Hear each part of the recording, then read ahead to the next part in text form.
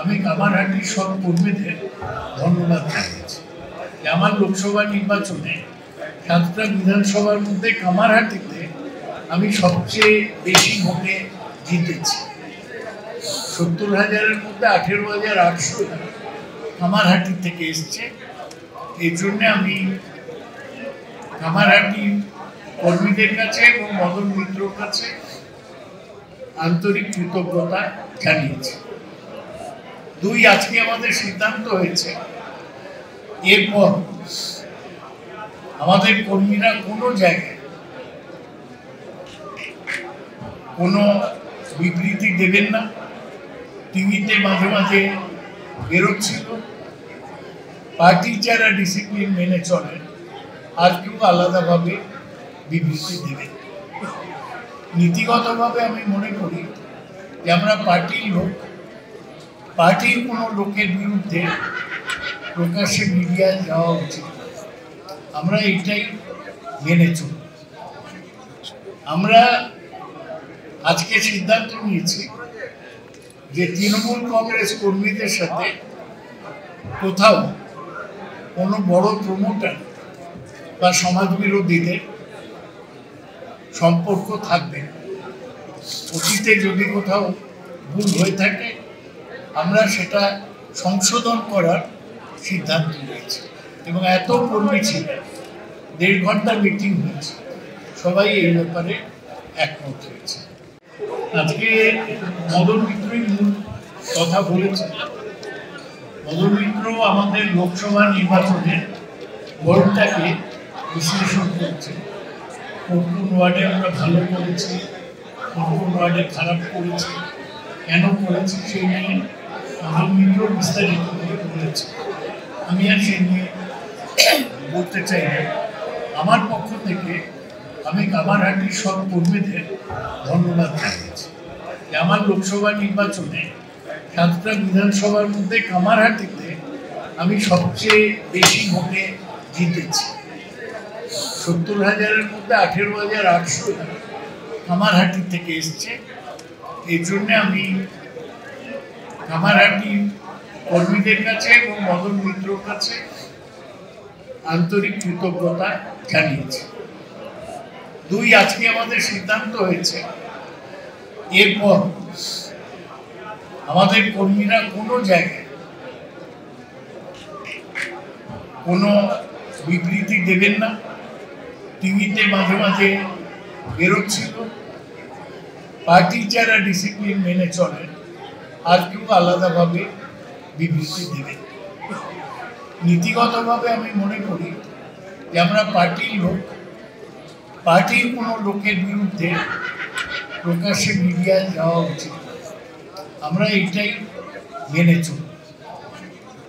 আমরা আজকে সিদ্ধান্ত নিয়েছি যে তৃণমূল কংগ্রেস কর্মীদের সাথে কোথাও কোনো বড় প্রমোটার বা সমাজবিরোধীদের সম্পর্ক থাকবে। অতীতে যদি কোথাও ভুল হয়ে থাকে আমরা সেটা সংশোধন করার সিদ্ধান্ত নিয়েছি এবং এত কর্মী ছিল, 1.5 ঘন্টা মিটিং হয়েছে, সবাই এই ব্যাপারে একমত হয়েছে। আমি বলছি যে তুমি দেখো কোনো সময় তোমরা কেউ কি ঘুরে দেখে কোথাও কোথায় ইনকোয়ারি হচ্ছে, এটা কি কাউন্সিলরের কাজ। ববি যেটা এটা তো পুরসভার কাজ, এটা পুরসভার কোনো সিস্টেম নেই যে ঘুরে ঘুরে দেখবে। পুরসভার আর কাউন্সিলরের তো অধিকারী প্রশাসন দেখবে। জানেন তো এটা ববি পরশুদিন বলেছে যে এই অধিকার কাউন্সিলরদের নেই, কোথায় বেআইনি বাড়ি হচ্ছে। কোনো কমপ্লেন পেলে সেটা রেফার করবে পুরসভা। গোপালের কাছে যে কোনো কমপ্লেন আছে জানবে, পুলিশে একটা লোক মরে পড়ে আছে, পুলিশ বলে যে একটা কমপ্লেন দিন। আমাদের এটা আলোচনা হয়েছে যে কিছু ভুল কার ভুল সেটা আলোচনা করে লাভ নেই। আজকের থেকে লাইনটা যে এরপর আর হবে না। ভুল হলে যে ভুল করবে তার দায়। পুরোনো জিনিস নিয়ে রেক্রিমিনেশন করে কোনো লাভ নেই। দুটো লেভেল ক্রসিং বন্ধ না হলে সিগন্যাল হয়। কি করে সিগন্যাল হলো গাড়িটা, এবং গাড়ি দেখা যাচ্ছে ফুল স্পিডে যাচ্ছে, একটা থ্রু গাড়ি আর একটা টাটা সুমো, একটা স্করপিও দাঁড়িয়ে আছে। এটা একদম রেলের সিস্টেম। এটা যে আরো বড় অ্যাক্সিডেন্ট হয়নি, এটাই আমাদের ভালো। উড়ালপুল নিয়ে একটু খর্দার উড়ালপুল নিয়ে কোনো কিছু চেষ্টা চলছে। খর্দার উড়ালপুলে বেশ কিছু বাড়ি উচ্ছেদ করতে, সেই ব্যাপারটা আমরা এখন সমাধান করতে চেষ্টা হচ্ছে। একটা বাড়ি নির্মাণ একটা লিগ্যাল প্রসেস আছে, পৌর আইন আছে, সেটা শুরু হয়েছে, পৌর আইন আছে। কিভাবে একটা বাড়ি ডিমলিশ করা যায় তার একটা আইন আছে, নইলে কোর্টে গিয়ে ইনজাকশন। মিউনিসিপ্যালিটি ফার্স্ট স্টেপগুলো নিয়েছে, আস্তে আস্তে দেখা যাবে। আপনি তিনবারের সাংসদ, আপনাকে যদি কেউ চারবারের সাংসদ, পাঁচবার দমদম থেকে 5 বারের সাংসদ, আপনাকে যদি কেউ গুলি করার কথা বলে, তাহলে সাধারণ মানুষের নিরাপত্তা কোথায়? সেটা আমি কি করবো? কে কোথেকে ফোন করছে, আমি কি তাকে নিয়ন্ত্রণ করছি? সাধারণ মানুষের নিরাপত্তা, প্রেসিডেন্ট ট্রাম্পের নিরাপত্তা ছিল, আমরা তো সামান্য নেই, আর ক্ষুদ্রাতে ক্ষুদ্র মানুষ।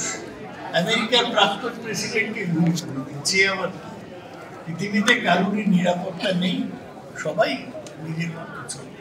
রেল বাজেটে কি রেলের নিরাপত্তা নিয়ে আরো বেশি সরব হবেন এবার? নিশ্চয়ই রেল নিয়ে আমরা অনেক সরব।